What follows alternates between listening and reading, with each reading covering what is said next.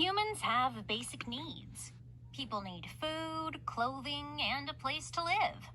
The physical environment influences where people settle, their jobs, and their lifestyle. The physical environment includes landforms, climate, and weather. People depend on the environment to meet their needs. The natural features and resources available in an area provide materials, food, and clothing for people living there. People usually choose to live close to resources that help them meet their basic needs. One example is the need for water. Throughout history, towns and cities have been established near bodies of water to meet basic human needs. These places provide a source of clean water and waterways used for transportation and trade. This made these locations desirable places to live. Resources found in the environment make our lives easier.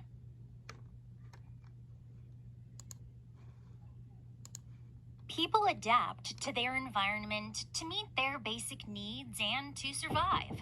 This means people change how they live based on their environment. Everything from plants and animals to the weather can change the way people live. People must adapt to the climate. They must change the ways they live based on the climate where they live. People around the world wear different clothes, eat different foods, and live in different houses. People do all of this based on their environment. The jobs they do relate to their environment too. Forestry, mining, and drilling are examples of jobs that were created based on a place's natural resources. People modify their environment to meet their needs. This means they change the place where they live. For example, people build dams to provide water for growing food. People also build homes and schools. They set up irrigation and farming systems. They build roads and bridges to travel from one area to another. They cut down forests for lumber and to make farmland for growing crops. All of these interactions modify the environment in some way.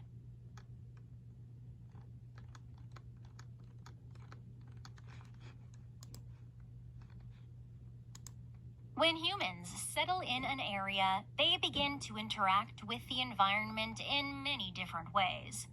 They use the land around them to help fulfill their needs. When people make changes to the environment, they modify it.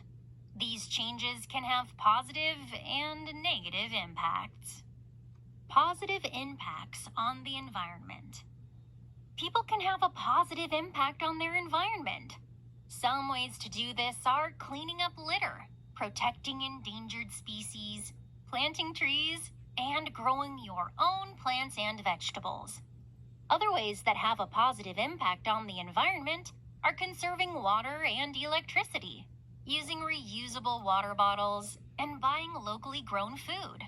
When we use natural resources wisely, we positively impact the environment. Many people have encouraged others to use natural resources more responsibly. One example is implementing recycling programs in communities. About 70% of all the garbage we throw away could be recycled. The best way to keep our landfills and garbage dumps from taking over the environment is to recycle as many items as possible. People can work together to protect natural resources and have a positive impact on the environment. Negative impacts on the environment. In many ways, people's interaction with the environment can be negative. We change the environment when we cut down trees, remove stone, and use natural resources to create building materials. Agriculture and mining can also pose a threat to the environment. These can change the landscape in ways that it can no longer be used. Many industries create pollution that seeps into the air, water, and soil. People also produce a lot of trash. Trash often ends up in landfills and garbage dumps. Trash can also produce harmful chemicals that can affect the soil, water, and air.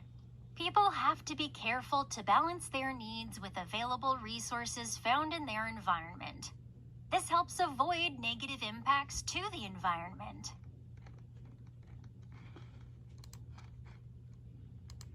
People move to and live in areas that meet their needs. However, many places around the world also have hazards or dangers. The environment can cause natural hazards. A natural hazard is a dangerous event in nature. Some examples of natural hazards include hurricanes, tornadoes, wildfires, and earthquakes. People have to think about the hazards of an area when they choose a place to settle. These hazards can be dangerous and cause massive amounts of damage. Hazards can affect homes, schools, industries, and the natural environment.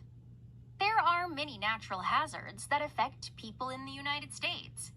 These are hurricanes, tornadoes, earthquakes, floods, and blizzards.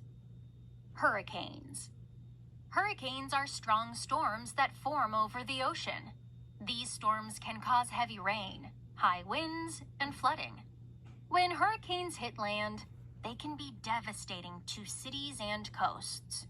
As a hurricane moves through an area, it can also produce thunderstorms and tornadoes.